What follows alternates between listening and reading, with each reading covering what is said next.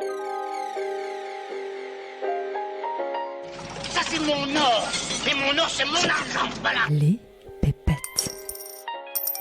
N'ayez pas peur, madame, c'est de l'argent honnête. Et honnêtement gagné. Les pépettes.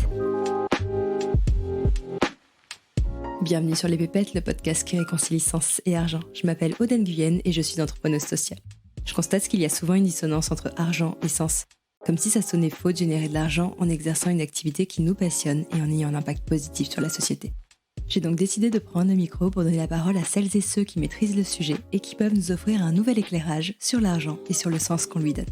Et si après ça vous voulez encore plus de pépettes, retrouvez-moi sur Instagram, les Pépettes Podcast, où je serai ravie de papoter avec vous et d'approfondir les sujets qu'on aborde ici. Avant de laisser place à mon invité du jour, je rappelle que je ne suis ni banquière ni conseillère en gestion de patrimoine, donc je ne suis pas habilitée à donner des conseils en investissement. Mais si comme moi, vous souhaitez recevoir des conseils neutres et non biaisés adaptés à votre situation pour aligner vos finances avec vos projets de vie et vos convictions, je vous recommande vivement le cabinet de conseil en gestion de patrimoine créé par Nicolas du site avenuedesinvestisseurs.fr.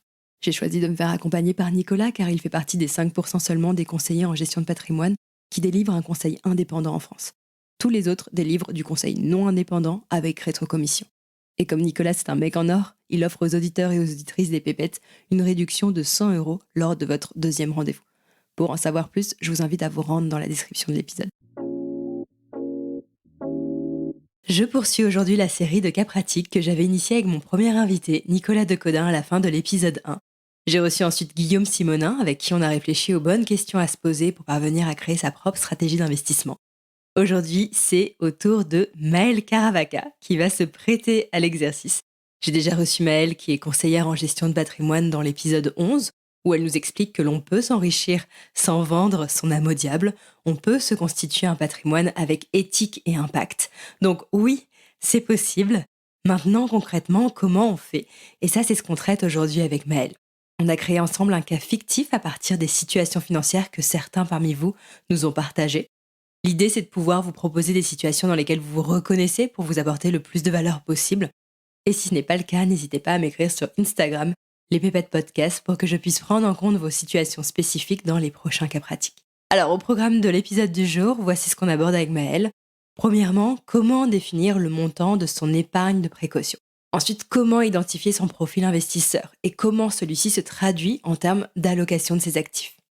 Quelles sont les enveloppes et les supports que Maëlle recommande en prenant en compte les aspirations, les convictions et le profil de risque de ce couple de digital nomades. Maëlle nous donnera notamment des exemples spécifiques de produits d'investissement responsables. Et d'ailleurs, à ma grande surprise, le Bitcoin fait partie des solutions qu'elle préconise. Vous verrez pourquoi. Maëlle nous précisera également l'approche à privilégier pour investir vos économies et votre capacité d'épargne avec sérénité. On a aussi fait l'exercice de se projeter au terme de leur horizon de placement pour calculer combien leur rapporteront leurs investissements. Et ce qui est hyper intéressant, c'est de comparer ceci, le montant du patrimoine que ce couple atteindra à horizon 15 ou 30 ans, avec le montant du patrimoine qu'ils atteindraient s'ils épargnaient uniquement leur argent et n'investissaient pas. Maëlle nous rappelle d'ailleurs quels sont les 2 ingrédients qui permettent d'avoir une stratégie d'investissement gagnante. Alors sans plus tarder, je vous laisse entre les mains de cette spécialiste de l'investissement responsable. Très bonne écoute. Salut Maëlle. Salut Aude. Je suis ravie de te retrouver aujourd'hui pour le premier cas pratique qu'on va aborder ensemble. Alors pour définir ces cas pratiques, on s'est inspiré des situations financières que certains parmi vous nous ont partagées sur le compte Instagram des Pépettes. Mon intention derrière tout ça, c'est que vous puissiez, grâce à ces cas pratiques, comprendre comment définir votre propre stratégie d'investissement. Pour celles et ceux qui aimeraient se faire accompagner par un conseiller en gestion de patrimoine, ça vous permet aussi de voir comment Maëlle travaille, comment tu adaptes la stratégie d'investissement que tu proposes à tes clients selon leur situation de départ, selon leurs projets, selon leurs valeurs aussi. Ça va être une belle mise en situation. Exactement. On a hâte de rentrer dans le vif du sujet.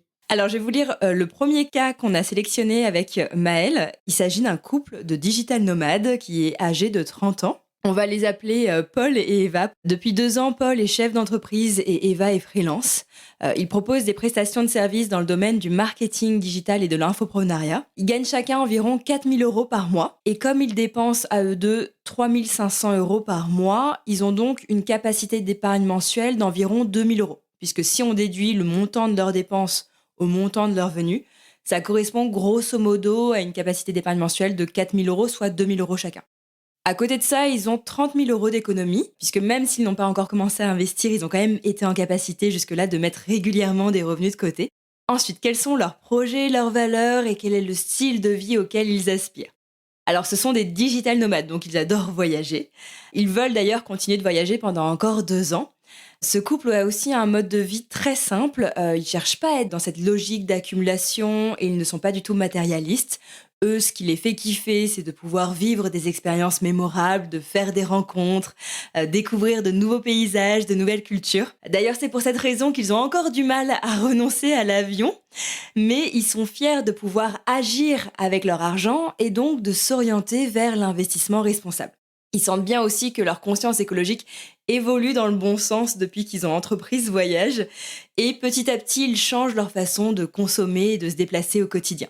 Ils sont encore indécis sur leur futur lieu d'ancrage. Pour le moment, ils se disent que le mieux, en fait, ce serait de partager leur résidence entre la France et un autre pays en Europe. Mais ils se demandent aussi si le fait de vivre entre 2 pays, ce sera compatible avec une vie de famille. Alors, la meilleure solution, selon eux, ce serait de faire un investissement immobilier qu'ils mettraient en location courte durée sur Airbnb et qui serait géré par une conciergerie pour ne pas que ça leur prenne du temps, de l'énergie et de la charge mentale. Et ils pourraient utiliser ce pied-à-terre quand ils reviennent vivre en France. Donc voici leur situation de départ et leurs aspirations. Maintenant, Maëlle, à partir de ce qu'ils nous ont partagé, on voit déjà qu'ils semblent avoir plutôt une appétence pour l'immobilier. Alors, quelles sont les recommandations que tu leur ferais et quelles sont aussi les grandes étapes peut-être par lesquelles passer pour les aider à définir leur stratégie d'investissement? Effectivement, la première chose qui leur vient à l'idée, c'est l'immobilier parce que je pense que pour beaucoup d'entre nous, l'immobilier, c'est l'investissement le plus intuitif qu'on a et quand on pense à développer son patrimoine, on va directement penser à la pierre parce que c'est facile de se projeter, en fait, dans ce projet. Donc ça peut effectivement faire partie de la construction d'une feuille de route pour eux et pour démarrer. Ce qui se passe, c'est que quand tu vois, leur situation, alors c'est un couple qui gagne, très bien sa vie. Donc ils ont des bons revenus. Ils dépensent, plutôt bien leur argent, c'est-à-dire qu'ils ont un budget et je pense que le fait de voyager les oblige, en fait, à être quand même attentifs sur leurs dépenses. Aujourd'hui, ce qui leur coûte le plus cher, c'est, le logement parce qu'ils ont envie de se faire plaisir, en fonction des pays où ils vont et là, l'idée, c'est de travailler avec eux sur l'épargne qu'ils ont déjà constituée et ce qu'ils peuvent mettre aussi tous les mois, de côté. Comment on peut imaginer une feuille de route, un plan d'investissement pour eux? C'est déjà le point de départ, quelle que soit la situation et quels que soient, les projets qu'on a, c'est avoir une épargne de précaution. Ça, je pense que, on l'a plus ou moins en tête, mais c'est vrai qu'avoir une épargne de précaution, ça fait déjà partie de la construction d'une sécurité financière. Donc sur les 30 000 € qu'ils ont chacun, parce qu'ils ont eu des bons réflexes, d'épargne, il y a 10 000 € qu'il faut garder. C'est à peu près 6 mois de train de vie d'avance. Donc, qu'ils vont garder chacun sur un livret A, par exemple. Le livret A, comme ça rémunère 3%, ça permet d'avoir de la trésorerie mobilisable à tout moment et facilement. Donc ça, c'est plus à très court terme, la trésorerie sur les 6 ou 12 prochains mois. Pour rebondir sur l'épargne de précaution, comment tu en es venu à 6 mois de dépenses de côté? Est-ce que c'est quelque chose que tu leur as recommandé spontanément ou est-ce que vous en avez parlé? Je te pose cette question parce que, effectivement, en général, souvent, on recommande de conserver pour son épargne de précaution l'équivalent de 3 à 6 mois de dépenses. Je me suis rendu compte aussi que c'est une question finalement qui est très personnelle et qui est presque de l'ordre du ressenti. Ça dépend bien sûr de sa profession, de son statut. Donc si vous êtes salarié en CDI, vous allez être dans une situation beaucoup moins risquée que si vous êtes comme eux en freelance ou entrepreneur. Donc peut-être vous n'aurez pas besoin de mettre autant de côté pour votre épargne de précaution. Mais pour moi, ça dépend aussi de son tempérament et de son rapport au risque. Donc c'est pour ça que je te pose cette question pour savoir comment vous en êtes arrivé à cette conclusion de mettre 6 mois de dépenses. Alors c'est ça, c'est-à-dire qu'il y a une grande règle, c'est 3 à 6 mois de charge d'avance pour couvrir son train de vie. Mais évidemment, comme les situations sont différentes, quand on va être célibataire, en CDI, qu'on n'a pas de crédit, pas d'enfant, qu'on a très peu de charges, en gros, on va plutôt tabler sur 3 mois. Et puis par contre, quand on a des crédits ou quand on est à son compte, quand on a des enfants, et parce qu'il y a des charges qui vont être vraiment spécifiques, bon là, on va plutôt monter et ça va être 5-6 mois de charge d'avance. Et comme tu le dis, il y a aussi une dimension psychologique, il y a un tempérament. Il y a des gens qui vont se sentir en sécurité avec 3 000 € sur un livret, et t'en as qui vont se sentir en sécurité avec 30 000 € sur un compte sur livret. Donc, il y a la règle et en fait, ce qui est surtout important, c'est de bien nourrir son sentiment de sécurité. Donc moi, ce que je fais quand on établit cette feuille de route, c'est que je leur pose la question. Je leur dis, voilà, si je prends le ratio pour vous, comme vous êtes indépendant, en freelance ou en chef d'entreprise, il faut quand même avoir de la visibilité au cas où s'il y a un pépin. En plus, ils sont à l'étranger. Donc c'est pour ça que là, j'ai tablé sur 6 mois. Et ensuite, je leur pose la question. Je leur dis, est-ce que c'est suffisamment sécurisant pour vous? Oui, non, plus, moins. Et là, on ajuste. Et là, en l'occurrence, ils sont 2.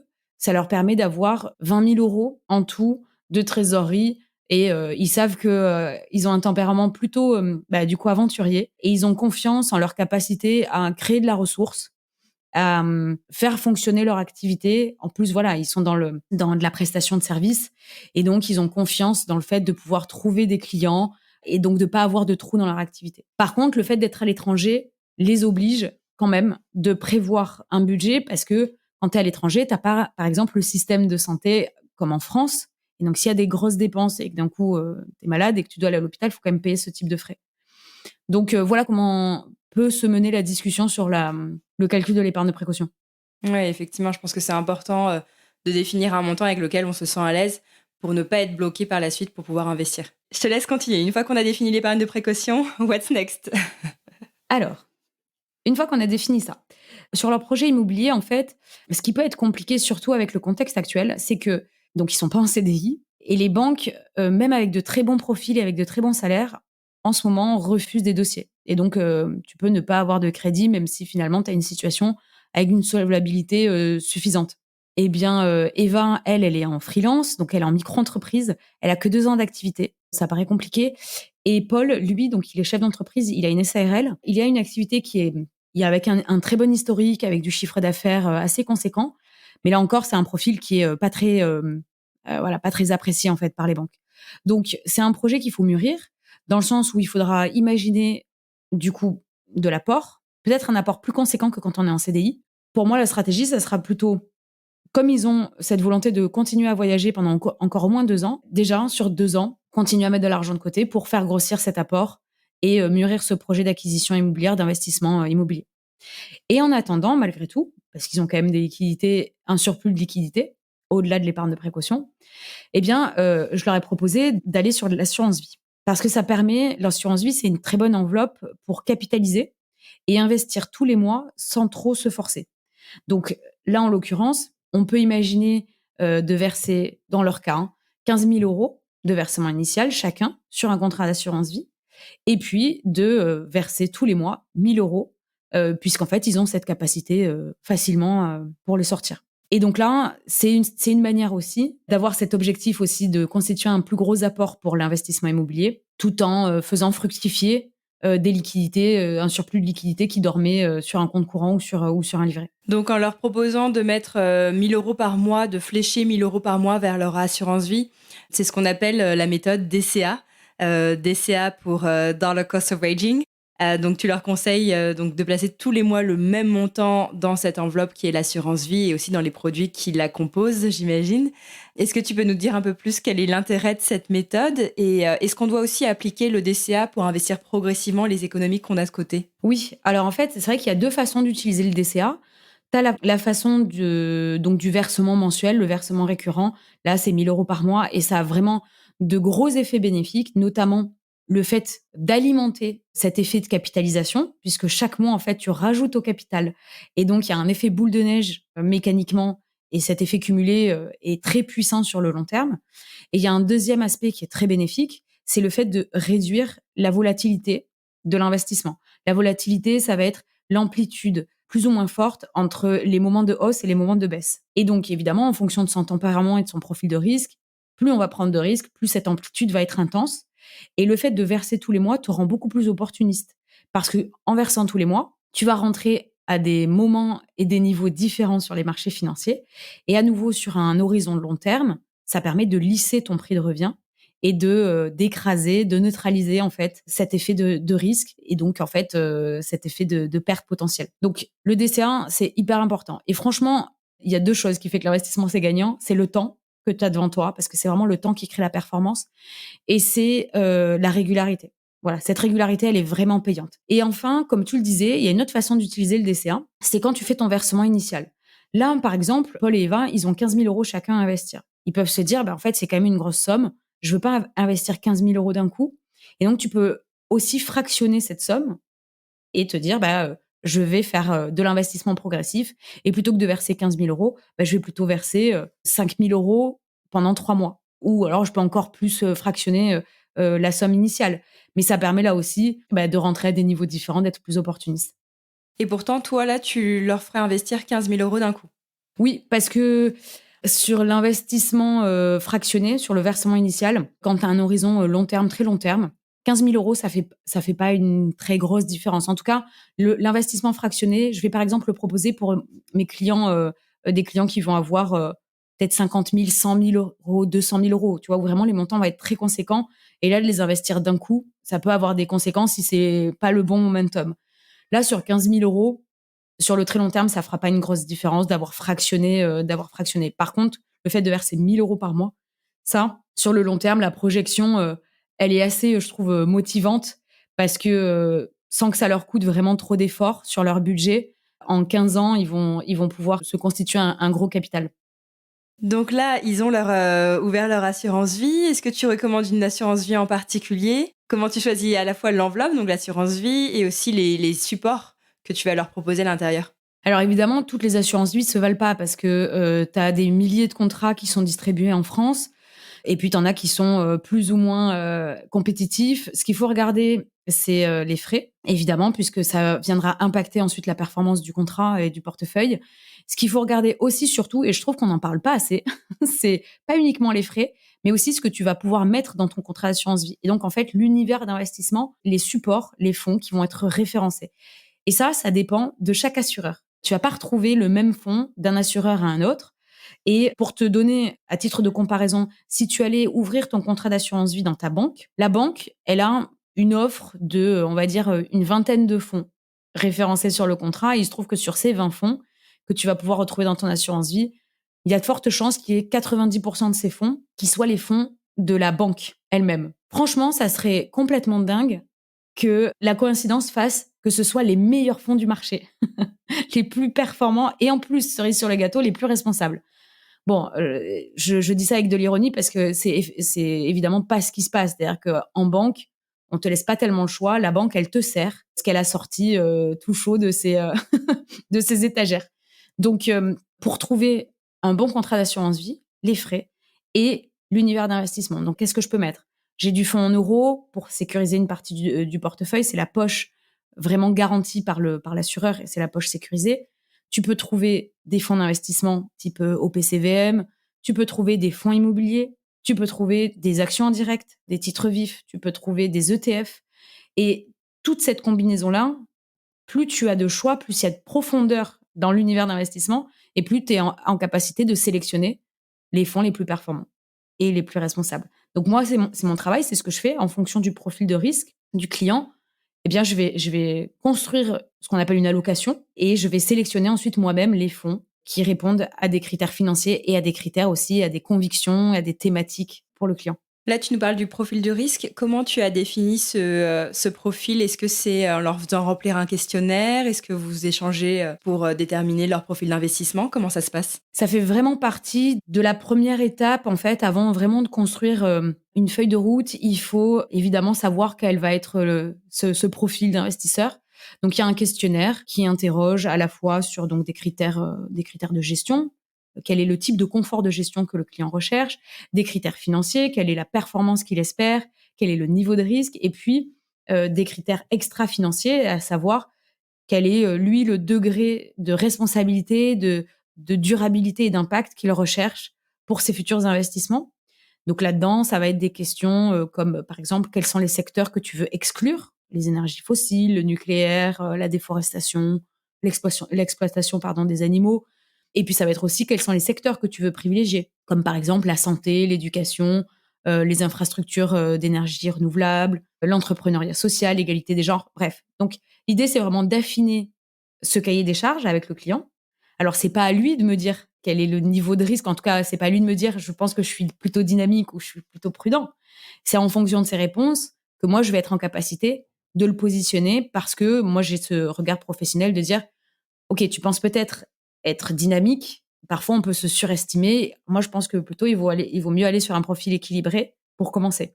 Et ce qui joue aussi, c'est le niveau de connaissance et le niveau d'expérience du client. À nouveau, même si tu as des connaissances sur l'investissement, mais que tu n'as jamais fait d'investissement, c'est peut-être un peu audacieux de commencer par un profil très offensif. En réalité, on connaît l'investissement et on se connaît que quand on en a fait l'expérience. Donc, c'est toute cette combinaison-là, avec l'échange, évidemment, avec le client, qui permet de déterminer ce profil. Quel est le profil de Paul et Eva selon toi? Le profil de Paul et Eva, il se trouve qu'ils ont un profil général plutôt dynamique. En fait, ils ont ce tempérament, évidemment, ils partent à l'aventure, ils sont chefs d'entreprise. Donc, ils ont en fait déjà dans leur propre activité, dans leur expérience personnelle, si tu veux, cette appétence au risque, parce qu'ils savent qu'en prenant ce risque, en sortant de leur zone de confort, ils sont récompensés.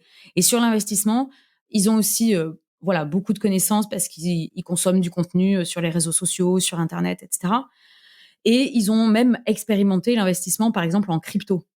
Donc, ils ont quand même cette appétence pour le risque. Donc, pour moi, ils ont un profil équilibré et dynamique. Et pour déterminer par type d'investissement, c'est ça qui permet aussi, si tu veux, d'additionner, d'agréger en fonction des investissements qu'ils vont faire, le profil général. Donc, par exemple, sur l'assurance vie, moi, je leur ai préconisé plutôt de choisir un profil équilibré. Parce que l'assurance vie, on ne sait jamais, comme c'est une enveloppe où tu peux sortir de l'argent si tu en as besoin, et par exemple, quand ils voudront acheter un bien immobilier dans 2 ans, quand ils rentreront en France, il faut que, du coup, ils puissent récupérer une partie de cette somme-là. Et aller sur un profil trop dynamique, ça mettrait à risque beaucoup trop ce capital. Donc, sur l'assurance vie, et parce qu'il y a ce projet prochain, on est plutôt sur un profil équilibré. Par contre, je leur ai préconisé de faire d'autres choses, et notamment avec un profil plus dynamique. Est-ce que tu peux nous en dire un peu plus sur l'allocation que tu leur proposes en fonction de leur profil équilibré dans l'assurance vie? Alors, par exemple, là, sur leur contrat d'assurance vie, comme on est sur un profil équilibré, l'idée, c'est d'avoir 50% du portefeuille qui va vraiment créer le moteur de performance et 50% qui va être plutôt défensif. Quand tu fais de l'investissement responsable, il faut plutôt aller sur des stratégies pures et des thématiques. Et rien de mieux que d'aller en fait sur des fonds actions. Donc en fait, il y a 50%, comme ça va être du dynamique pour créer de la performance. Là, je vais sélectionner des fonds actions, des thématiques particulières sur le marché européen, sur le marché américain. Et là, ça va être vraiment très pushy. Et par contre, sur la poche plus sécurisée, là, il va y avoir un mix avec du fonds en euros, parce que mine de rien, le fonds en euros, même si ça rapporte pas des masses, c'est un très bon amortisseur quand il y a des baisses sur les marchés. Et on va compléter avec des fonds immobiliers. Parce que sur les fonds immobiliers, comme le sous-jacent, c'est de l'immobilier, il y a très peu de volatilité. Et souvent, c'est une classe d'actifs qui est décorrélée avec ce qui se passe sur les marchés financiers. Donc, ça permet aussi d'aller chercher d'autres tendances et de mettre moins à risque cette partie du portefeuille. Donc, voilà comment je fais. Des fonds actions pour aller chercher beaucoup de performance et un mix fonds en euros et des fonds immobiliers. Et là, parmi ces classes d'actifs, tu arrives à trouver à chaque fois des solutions d'investissement qui sont responsables, aussi bien en immobilier que dans les actions. Oui, moi, tout ce que je fais, je sors le radar et je vais chercher tout ce qui peut se faire avec cette dimension, soit environnementale, soit sociétale. Tu peux nous donner juste un exemple peut-être d'actions responsables et d'immobilier responsable? Comme moi, je travaille plutôt sur des fonds d'investissement, je peux te donner par exemple une société de gestion qui est vraiment très engagée dans l'investissement, dans la finance durable. Ça va être Mirova. Mirova, c'est une société de gestion qui a une gamme de fonds, que ce soit sur des fonds actions ou même obligataires, des fonds diversifiés, etc. Et pour le coup, Mirova a un engagement très, très fort pour financer une économie durable. Donc voilà, moi, c'est typiquement le genre de partenaire avec qui j'aime travailler. Et souvent, dans mes allocations, on retrouve certains fonds de Mirova. Super. Et pour l'immobilier? Et pour l'immobilier, ça dépend. Parce que dans l'immobilier, ce que tu peux retrouver dans l'assurance vie, tu vas retrouver soit des SCPI, soit des SCI. Donc, ça peut être un mix des deux.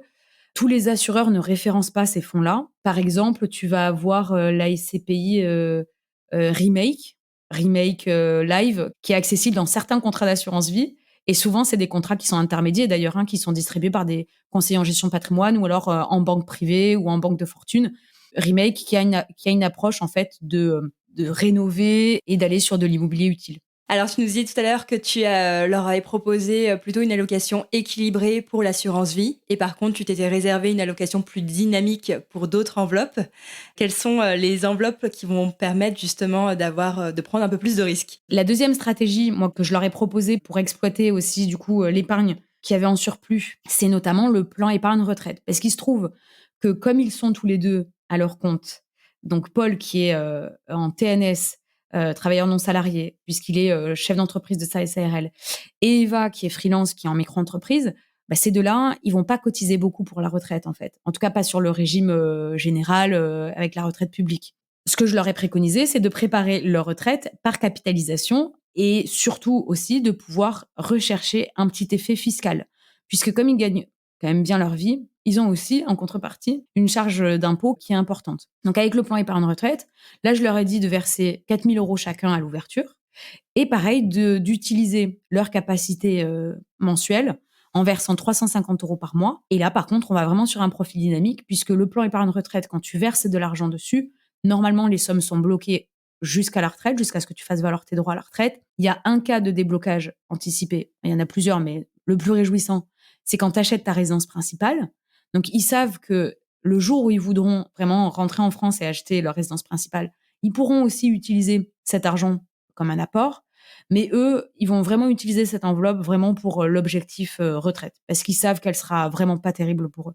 Donc, il y a le plan épargne retraite, et là, on va aller sur un profil vraiment dynamique, tu vois, où l'objectif, c'est de faire des rendements autour de 8% par an.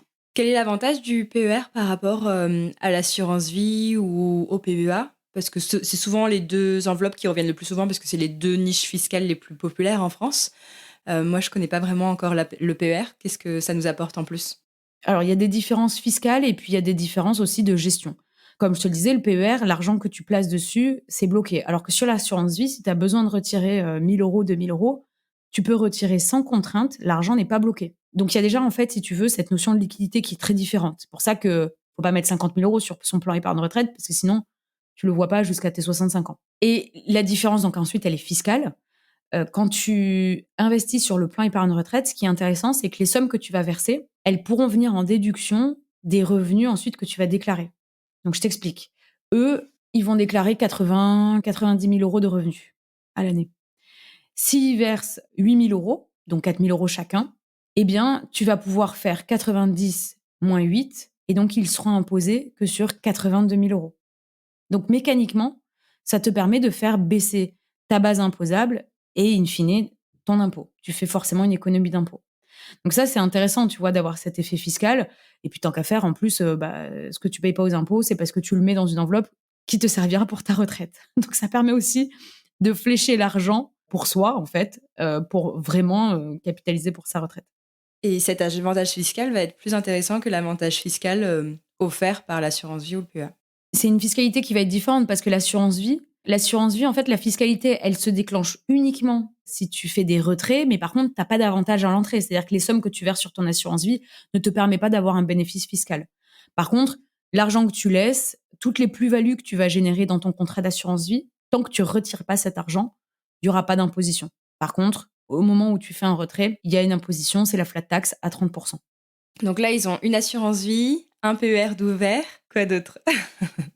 Ils ont encore quelques liquidités en stock. Alors, du coup, là, ça leur permet, si tu veux, d'avoir... donc, ils avaient 30 000 €. On a gardé 10 000 € pour l'épargne de précaution. On a mis 15 000 pour l'assurance vie. On a mis 4 000 pour le plan épargne retraite. Donc, en gros, voilà, on arrive à... ça fait combien? Ça fait 29 000 €. Donc, voilà, on arrive presque à cette enveloppe des 30 000 €. Et après, comme ils sont très curieux, très appétents vis-à-vis des crypto-actifs, je leur ai dit de continuer à investir en crypto, plutôt sur une allocation fondamentale. Je leur ai conseillé Bitcoin, Ethereum. Ils ont rajouté les 1 000 € qui restaient et de faire pareil, de continuer à faire des versements toutes les semaines, parce que sur les cryptos, la volatilité est beaucoup plus importante et donc le fait de verser toutes les semaines, tu es encore plus opportuniste pour le coup. Et voilà, et ça leur permet vraiment là aussi d'aller chercher un peu de risque sur une classe d'actifs qui a beaucoup d'avenir. Et en même temps, je pense que pour beaucoup de personnes qui ont des valeurs écologiques, ça peut sembler surprenant que tu recommandes cette classe d'actifs, alors que les cryptos et notamment le Bitcoin sont souvent décriés à cause de leur impact nocif sur l'environnement. Pourquoi ça fait tout de même partie des solutions d'investissement que tu recommandes? Eh ben, figure-toi, moi je trouve que le Bitcoin, parce que c'est souvent le Bitcoin qui est décrié pour sa consommation énergétique. Moi je trouve que c'est plus responsable d'investir dans le Bitcoin que de laisser son argent sur le livret A qui finance en partie le nucléaire et l'armement. Parce qu'en fait, il faut voir que le Bitcoin, la consommation énergétique qui est utilisée, elle a une utilité qui est la sécurité du réseau. Donc en fait, c'est comme si, par analogie, on te disait, bah, on consomme de l'énergie, mais c'est pour sécuriser ton argent à la banque. Tu accepterais finalement qu'on utilise cette énergie-là pour sécuriser les transactions que tu fais et les dépôts que tu fais. Donc là, il faut voir que elle a de l'utilité, cette consommation. Et en plus, il faut pas confondre consommation et pollution. Il faut voir que le Bitcoin est adossé à plus de la moitié de son énergie sur des énergies renouvelables. Donc sa consommation n'est pas sa pollution. Le Bitcoin aujourd'hui est quand même plus avancé à ce niveau-là que le système bancaire qui est largement polluant. Et je parle pas juste que des infrastructures. Le système bancaire, il est extrêmement polluant parce qu'il va créer de l'argent pour financer des entreprises, du coup, qui, elles, vont être polluantes. Donc, à mon sens, Bitcoin peut donner quelques leçons sur l'utilisation de l'énergie et sur la sécurité et sur les valeurs qu'il y a derrière, sur la décentralisation, etc., au système bancaire. Franchement, moi, je trouve que le Bitcoin, ça fait partie de l'investissement responsable. Et en plus, ça a beaucoup de vertus qu'on n'imagine pas. Sur quelques aspects du développement durable, en fait, on se rend pas compte parce que nous, on utilise de l'argent facilement. On paye avec nos cartes bleues, on paye même avec notre téléphone. Il faut savoir qu'il y a 2 milliards de personnes dans le monde qui n'ont pas de carte bleue, qui n'ont pas de compte courant, qui n'ont pas accès à des services financiers et donc qui restent dans une grande précarité parce que, en gros, quand tu n'as pas de compte courant, bah, tu peux pas payer de facture, tu peux pas payer une facture d'électricité, tu peux pas payer une facture d'eau, tu peux pas payer un loyer. Et donc, c'est des personnes qui se retrouvent dans la précarité et complètement exclues, en fait, du système financier. Et Bitcoin vient apporter cette inclusivité parce que, comme tu t'affranchis de n'importe quelle institution bancaire, le Bitcoin peut circuler de pair à pair sans qu'il y ait une autorisation bancaire à côté. Donc, c'est aussi une solution qui répond à de grands besoins dans des pays, pas les nôtres, parce qu'à nouveau, nous, notre système bancaire, il est déployé, il est solide, mais dans des pays où vraiment il y a un besoin de développement durable. Merci pour ce partage, c'est hyper intéressant, je trouve, d'avoir ton point de vue parce que effectivement, on a tendance à mettre en avant les côtés négatifs, notamment du Bitcoin, et pas forcément voilà, tout ce que tu nous partages. Donc, ça permet moi aussi de m'éclairer à ce sujet. J'imagine que tu leur as recommandé de placer dans le Bitcoin. Quelle autre crypto-monnaie tu recommandes en général? Je leur ai aussi préconisé Ethereum, parce qu'en gros, c'est les 2 cryptos qui vont être qui ont la plus grosse capitalisation, qui lead un peu le marché. Donc voilà, il y a pas besoin d'aller sur des petites cryptos, surtout que c'est celles qui sont aussi les plus structurantes, sur ce marché. Ethereum, alors pour le coup, eux, ils se sont transformés l'année dernière puisqu'ils ont fait The Merge, donc ils ont complètement switché de protocole, qui est un protocole beaucoup moins polluant que celui du Bitcoin. Et donc aujourd'hui, en fait, Ethereum, il y a plus de sujet en fait sur l'impact énergétique, environnemental. Donc c'est pour ça que les 2 fonctionnent très bien. Et c'est celles qui ont aussi un track record, un historique en fait éprouvé, alors que des cryptos plus récentes vont être forcément plus instables, plus volatiles. Donc pour moi, si on veut essayer un peu la crypto, Bitcoin, ça a quand même déjà 14 ans dans les pattes. Ethereum, voilà, ça a aussi de l'historique. Donc c'est les 2 cryptos qu'il faut choisir. Quelle allocation tu suggères entre ces 2 cryptos? Ça peut être un 50-50, comme ça on mise parce que comme c'est pas les mêmes utilités, Bitcoin qui est plutôt vraiment une monnaie, qui a un rôle de monnaie, alors qu'Ethereum a plutôt un rôle d'infrastructure. Ça va pas être les mêmes utilités, mais pour moi un 50-50 ça fonctionne très bien. Alors, je récapitule, sur leurs 30 000 € d'économie, ils ont 10 000 € en épargne de précaution, 15 000 € en assurance vie, 4 000 € placés sur leur PER, 1 000 € placés en crypto. Tu nous disais que donc sur le PER comme sur l'assurance vie, tu leur préconisais aussi de faire la méthode DCA pour chaque mois flécher une partie de leur capacité d'épargne mensuelle vers ces 2 enveloppes. Est-ce qu'ils ont intérêt à faire la même chose également vers les cryptos? Ah oui, c'est sûr. Sur les cryptos, c'est vraiment cette même logique d'accumulation pour activer cet effet boule de neige. Donc là, moi, eux, je leur ai préconisé de faire 50 € par semaine. Et comme ça, pareil, sans que ça soit trop douloureux sur leur budget au quotidien, bah, ça leur permet d'aller capter les hausses et aussi, du coup, de se prémunir contre les baisses, puisque ça a cet effet vraiment sur le long terme. Génial. Alors, donc là, sur leur capacité d'épargne mensuelle de 2 000 €, je le rappelle, donc il y a 1 000 € qui sont fléchés vers l'assurance vie, 350 € vers le PER. Donc là, tu me dis 50 € par semaine, donc 200 € par mois vers les cryptos. Donc, ce qui fait un total de 1 550 €. Donc là, il reste 450 € placés. Qu'est-ce qu'on fait avec ces 450 €? Qu'est-ce qu'on fait avec ces 450 €? Alors moi, ce que je leur ai dit, c'est que effectivement, même s'ils ont 2 000 € de capacité d'épargne mensuelle, il se trouve que parfois, comme ils voyagent, ils veulent se laisser aussi une marge de manœuvre, de se faire un extra quand ils sont dans un super pays. Et s'ils ont envie de faire une grosse activité, une expérience de fou, c'est de se laisser aussi cette marge de manœuvre. C'est hyper important. Dans l'investissement et dans le développement de son patrimoine, le plus important, c'est de rester souple, de se laisser suffisamment de respiration pour pas, tu vois, se retrouver contraint avec des prélèvements dans tous les sens. L'idée, c'est pas de se mettre dans le rouge. Et c'est pas non plus de se priver. Donc, je leur ai laissé cette marge de manœuvre. Et par contre, avec ce qui reste, avec les 450 € par mois, je leur proposerai de faire des investissements en crowdfunding selon les opportunités. Et là, comme c'est accessible à partir de 100 €, ça permet d'aller sur des projets si les bons mois le leur permettent. Jusque-là, donc quand on a préparé ensemble le cas, tu as recommandé à Paul et Eva une allocation qui est bien définie au sein de chacune de ces enveloppes, donc assurance vie, PER, crypto-monnaie. Donc c'est-à-dire que tu leur as recommandé de mettre donc tel montant sur telle solution, tel produit d'assurance vie, tel montant sur tel produit dans le PER, ou plutôt tel pourcentage, parce que tu me disais tout à l'heure, par exemple 50% en actions et 50% répartis entre fonds euros et immobilier.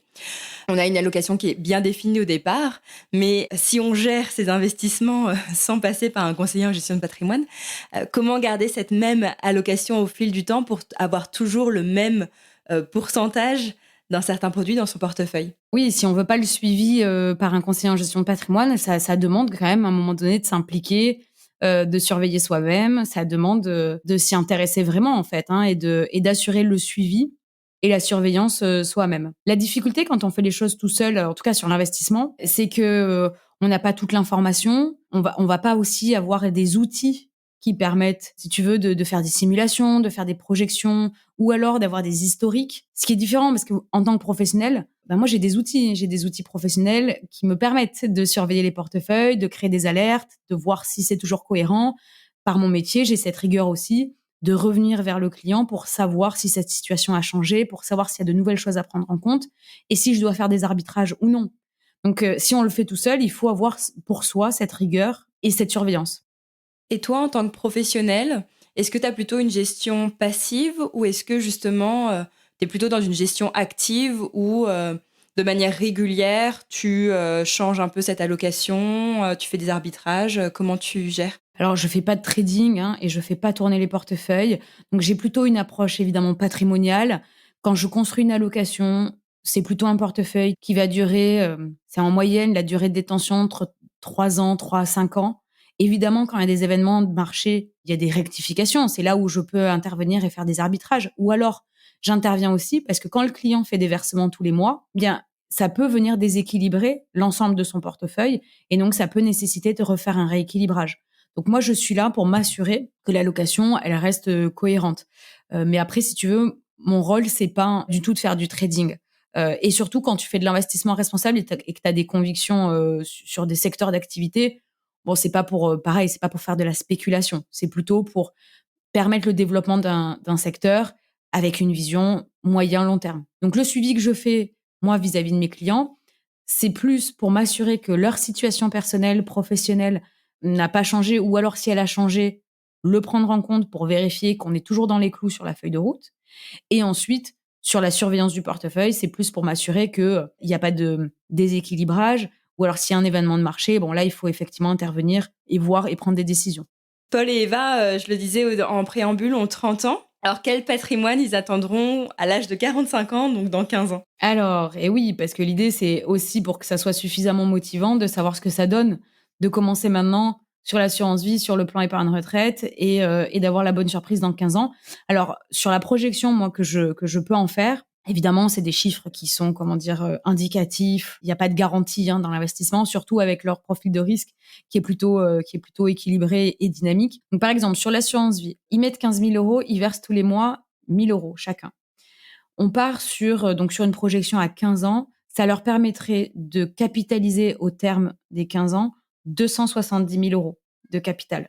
Alors évidemment, dans ces 270 000 euros, tu vas avoir l'effet des versements cumulés, les 1 000 euros par mois. Et ça, c'est 195 000 euros. Et après, les intérêts qui ont été générés, donc les gains, et ça qui va représenter 75 000 euros. Et évidemment, il faut voir que s'il n'y avait pas eu ces versements mensuels, eh bien forcément, les intérêts auraient été moindres, puisque c'est avec cet effet d'intérêt composé que je génère de plus en plus d'intérêts chaque année, puisque c'est les petits qui font des petits, quoi. C'est ce principe-là. Donc ça leur fait un beau capital à terme. À 15 ans, 270 000 euros, on en fait des projets. Un bon apport, sûrement, soit pour une résidence principale, soit pour un investissement locatif, selon ce qu'ils décident de faire au moment où ils rentreront en France, ou peut-être même avant. Et ça, c'est sur l'assurance vie. Et sur le plan épargne retraite, donc là, la projection, on va la pousser vraiment à horizon 30 ans, on va dire, puisque la retraite, on en a pour un petit moment. Et le fait de verser 4 000 euros au début, plus 350 euros par mois, avec un profil dynamique, eh bien, ça leur permettra d'avoir un capital d'à peu près 430 000 euros. Donc là, c'est la même chose. Tu as les versements cumulés, les 350 euros par mois. Là, ça va leur permettre de constituer 130 000 euros. Et après, il y a les intérêts qui ont été générés sur ce capital qui vont représenter 300 000 euros. Et en fait, quand tu as fabriqué, quand tu as capitalisé 430 000 euros, pour la retraite, ça veut dire quoi? Ça veut dire que dans 30 ans, ça leur permettra d'avoir 1 790 euros par mois de revenus complémentaires pour leur retraite et donc de compenser la perte de revenus d'activité. Et ça, c'est quand même, je trouve, assez sécurisant de se dire, OK, finalement, avec 350 euros par mois aujourd'hui, parce que je gagne bien ma vie, ça me permet de m'assurer un confort de vie pour ma retraite en ayant ces compléments de revenus. Comment tu arrives à ce montant de 1 790 euros par mois de revenus? Je prends l'hypothèse que l'espérance de vie, alors pour les hommes et pour les femmes, elle est différente. Mais pour les hommes, elle est à 80 ans et pour les femmes, elle est à 83 ans, il me semble. Et donc en fait, ce que je fais, c'est que à l'âge de 64, 65 ans, eh bien là, je vais diviser le capital par 20 années et diviser par 12 pour avoir le montant mensuel. Donc c'est ça, c'est à partir du moment où ils reprennent leur retraite, ils vont piocher chaque mois sur ce capital constitué pendant 30 ans. Exactement. Et ça leur permettra en fait de retirer l'équivalent en fait d'un revenu à 1 790 euros. Et pour toi, il n'y a pas intérêt, au lieu de grignoter ce capital au moment de la retraite, plutôt mettre ce capital sur, l'investir également pour pouvoir arriver plutôt à piocher sur les gains générés par ce capital plutôt que de le réduire? C'est sûr que plutôt que d'amputer le capital, tu pourrais te dire, en fait, ce capital, je vais le retirer et je vais le placer ailleurs sur une stratégie plutôt qui va me permettre de distribuer du revenu. Et là, on peut imaginer, par exemple, de l'immobilier. Parce que ça permet de effectivement mettre au travail ce capital et de générer des loyers, par exemple. Et ça peut être un très bon moyen. Mais ça, tu vois, on voit bien qu'en fonction de ses projets de vie, de l'âge, de ses besoins de liquidité, on n'a pas les mêmes stratégies au même moment. À la retraite, effectivement, si on veut pas grignoter son capital, ça peut être intéressant d'aller sur de la SCPI ou sur de l'immobilier classique. Pour faire ces projections, déjà, on a utilisé un outil qu'on vous mettra en description de l'épisode. Moi, j'en avais un, c'est un outil qui est recommandé par l'autorité des marchés financiers, où vraiment vous pouvez faire vos calculs qui vous permettra donc de vous projeter, de faire toutes ces simulations. Et là, pour tes chiffres, comme on disait pour l'assurance vie, qu'on était sur un profil équilibré, et pour le PER, sur un profil plutôt dynamique, sur lesquels rendements tu t'es appuyé pour pouvoir faire ces calculs et ces projections? Alors, quand tu es sur un profil plutôt équilibré, le rendement cible, il va être à 5% par an. Évidemment non garanti, il y a des années où ça peut faire moins et des années où ça peut faire plus, mais on va dire en moyenne, c'est faire 5% annuel. Et quand tu es sur un profil dynamique, tu vas plutôt espérer un rendement à 8% par an, brut, puisque il faut aussi prendre en compte les frais qu'il peut y avoir selon les investissements. Et sachant que pour faire ces calculs, comme là, on est sur des rendements bruts, on avait enlevé 1% au rendement brut pour avoir le rendement net et les chiffres qu'on vous a donnés là sont avec justement ces rendements nets. Exactement. On a déduit 1% de frais de gestion pour que ça soit plus réaliste sur les projections. Ouais.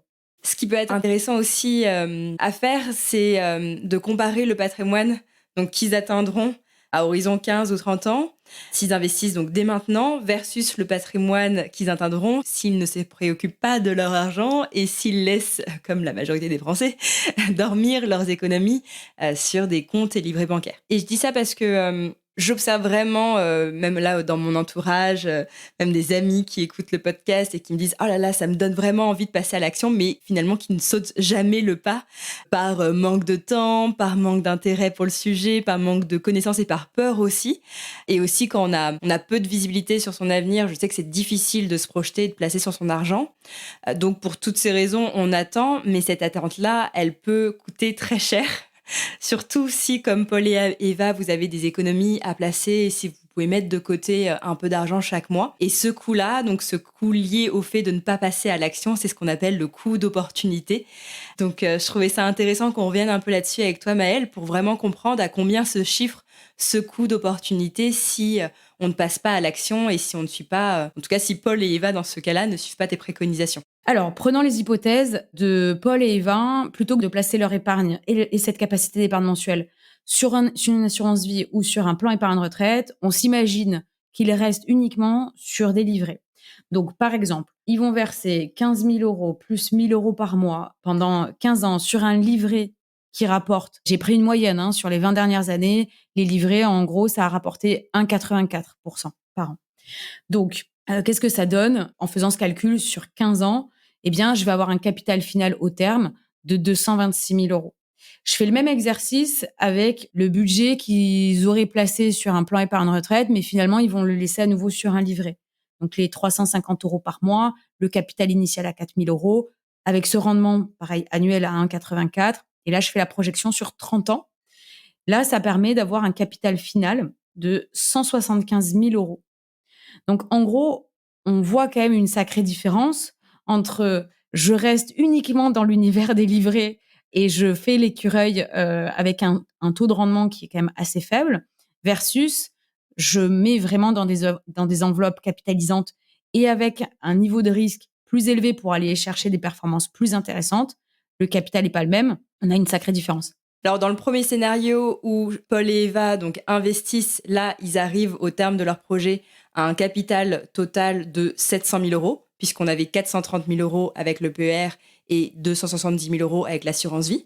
Donc, 700 000 euros. Et là, s'ils font la même chose, mais du coup, ils laissent leur argent dormir sur des livrets qui rapportent en moyenne, comme tu disais, 1,84%, ils arrivent au terme de leur projet à un capital de 401 000 euros. Donc là, on voit qu'il y a une différence de 300 000 euros, donc le coût d'opportunité, s'ils n'investissent pas, s'ils ne passent pas à l'action, et là je passe un message à mes potes, le coût à la fin se chiffre à quand même 300 000 euros. Bah oui, c'est dommage parce que 300 000 euros, on en fait des projets. C'est extrêmement motivant de se dire, en fait, j'ai pas d'excuse pour passer à l'action. Ne pas passer à l'action me coûte de l'argent. Et c'est important quand même de préciser que les chiffres qu'on vous partage ne prennent pas en compte l'inflation. Mais ce qui est intéressant, si vous utilisez l'outil qu'on vous a partagé donc en description de l'épisode, vous pourrez voir aussi quel est le capital que vous atteindrez diminué de l'inflation. Et donc Maëlle, tu me disais aussi qu'on pouvait prendre en moyenne une inflation à 2,5%, puisque ça correspond au taux d'inflation moyen sur les 20 dernières années également. Oui, exactement. Oui, c'est ça. Même si l'inflation est élevée en ce moment, ça reste quand même provisoire. Et donc, si on regarde l'historique des 20 dernières années, l'inflation en moyenne, elle est plutôt à 2,5. Donc, il y a des années où c'est plus fort et puis il y a des années où ça se stabilise. Une chose aussi que tu me partageais, et je pense que c'est quelque chose dont on n'a pas souvent conscience, mais l'objectif vraiment premier de l'investissement, c'est justement de battre cette inflation. Exactement. Et en fait, c'est ça, de préserver son capital pour ne pas s'appauvrir avec le coût de la vie. Le fait de ne rien faire, c'est ça le plus gros risque, parce que c'est accepter clairement là de perdre de l'argent. Et en l'occurrence, dans le cas de Paul et Eva, c'est 195 000 euros de versements cumulés en 15 ans chacun. S'ils le laissent sur le compte courant et si on prend ce coût-là d'inflation, eh bien les 195 000 euros, dans 15 ans, ça serait l'équivalent de 135 000 euros de pouvoir d'achat d'aujourd'hui. Ça veut dire que ils auraient une perte de pouvoir d'achat de 60 000 €, ce qui est énorme en fait, parce qu'on ne s'en rend pas compte. Tant que c'est sur le compte courant, on voit les mêmes chiffres. C'est invisible, c'est même très insidieux, parce que pendant ce temps-là, le paquet de pâtes, il est plus à 1,60 €, mais il est à 4,20 €. Et donc, ce que tu pouvais t'acheter il y a 10 ans, bah, tu peux peut-être plus te l'acheter aujourd'hui et ça sera encore plus vrai dans 15 ans. Donc, le fait de laisser cet argent, alors c'est très important d'avoir des réflexes d'épargne. Si Paul et Eva ne faisaient que mettre de côté 1 000 € par mois, c'est déjà un bon réflexe. Malgré tout, ça serait accepté de perdre de l'argent. Et finalement, même si l'investissement, ça comporte des risques, vraiment, à mon sens, le plus risqué, c'est de rien faire. Donc, l'utilité première de l'investissement, c'est déjà ça, battre l'inflation, ouais.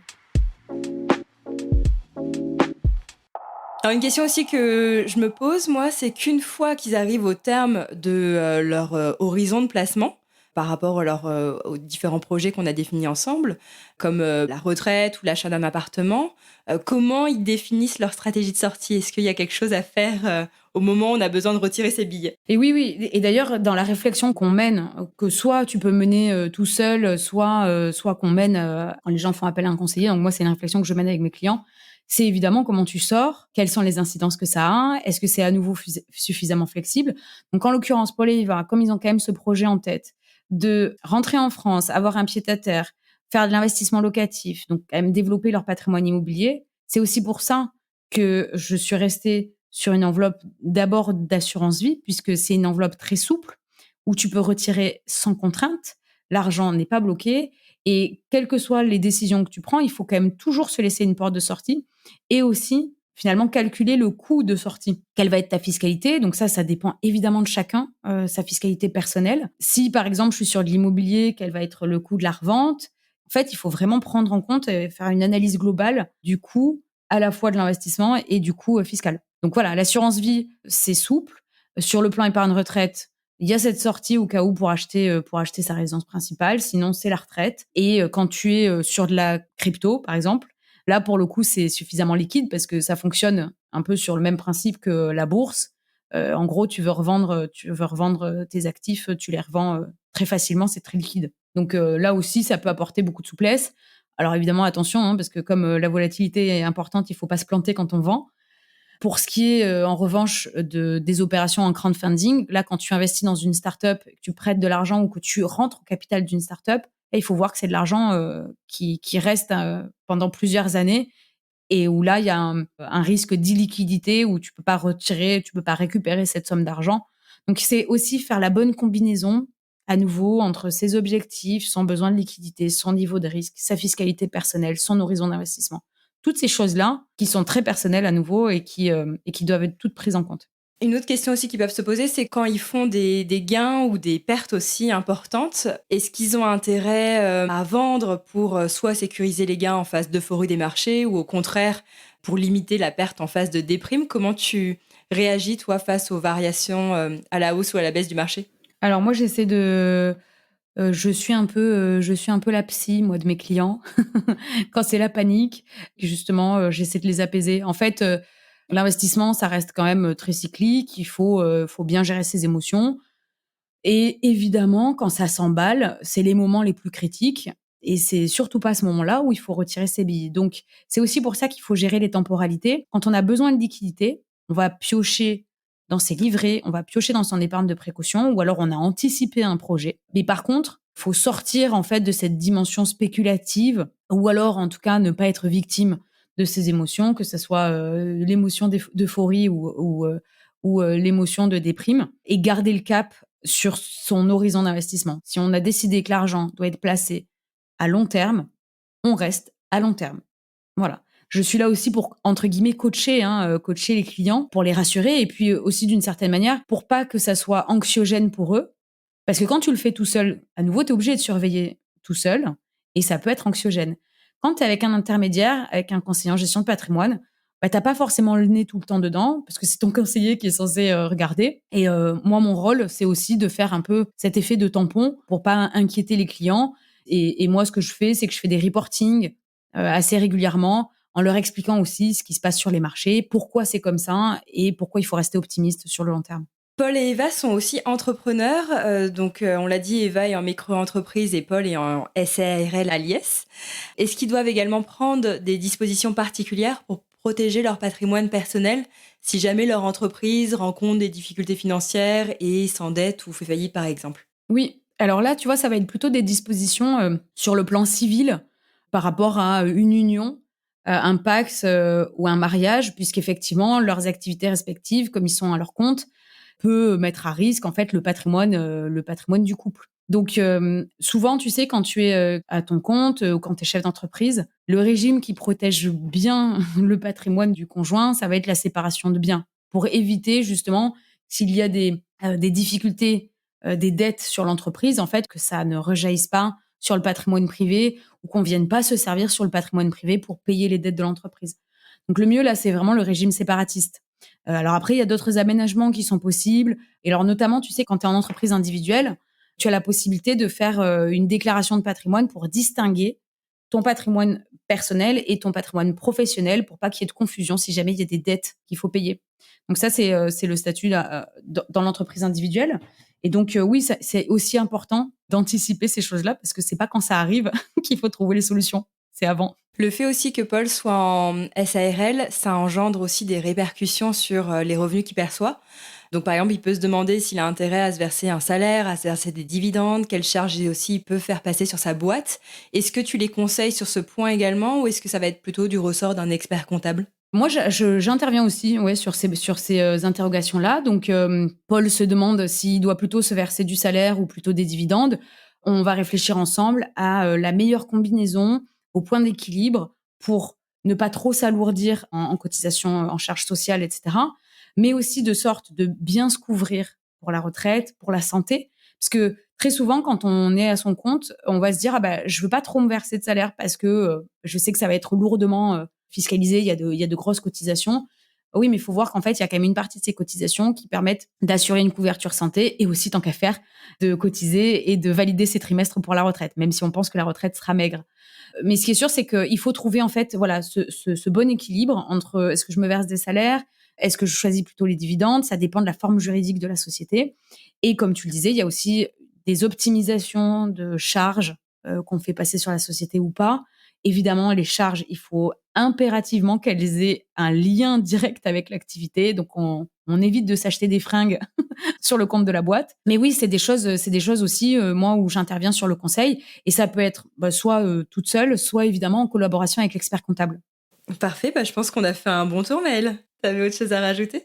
En tout cas, ils ont un super, un super plan d'investissement pour s'y mettre, Paul et Eva. Bon, génial. Merci beaucoup, Maëlle, d'avoir pris le temps d'analyser ce cas. Et j'espère que vous qui nous écoutez, ça vous permettra de comprendre concrètement comment définir, ajuster et mettre en application votre propre stratégie d'investissement. Donc, comme on disait, c'est quelque chose que vous pouvez faire seul ou en étant accompagné par un conseiller en gestion de patrimoine comme Maëlle. D'ailleurs, Maëlle, si on a envie de se faire accompagner par toi, comment ça se passe? Comment on peut prendre rendez-vous avec toi? C'est franchement simple et il faut pas être timide. Ça peut se passer via Instagram, avec mon compte en privé conseil sur Instagram. Il y a un accès à mon calendrier pour réserver une consultation.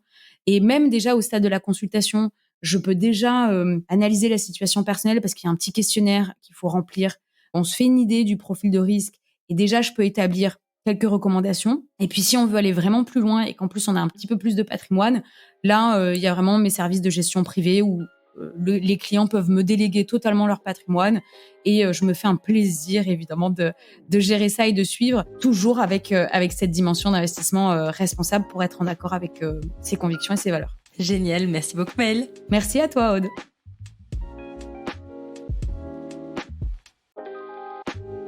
C'était le dernier épisode avant de faire une pause estivale, donc j'espère que vous avez pris des notes ou que vous allez en prendre dès maintenant pour retenir toute la richesse que Maëlle nous a partagée, pour vous permettre de passer à l'action et de remettre du sens dans vos finances. Pour ma part, suite à cette conversation, j'ai décidé d'investiguer davantage sur le PER, le plan épargne retraite, car je suis moi-même dans une situation professionnelle où je n'ai pas d'autre choix que de me constituer une retraite par capitalisation, si je veux pouvoir vivre mes vieux jours en étant à l'aise financièrement. Donc il faut vraiment que je prenne ce sujet à bras-le-corps. Comme le disait Maëlle, 2 choix s'offrent à vous. Soit vous définissez et gérez vous-même vos stratégies d'investissement, et c'est d'ailleurs pour ça que j'enregistre ces cas pratiques, pour vous permettre de le faire vous-même, vous êtes capable de gérer seul vos finances. Soit vous décidez de vous faire accompagner dans cette démarche par un conseiller en gestion de patrimoine, ce qui vous permettra de bénéficier du regard et du recul d'un professionnel sur votre situation. Et ça peut aussi vous aider à mieux gérer vos émotions quand les marchés financiers connaissent de fortes baisses. Dans tous les cas, je suis convaincue que l'important, c'est de garder le lead sur vos finances pour vous assurer que votre argent nourrit ce qui vous tient à cœur.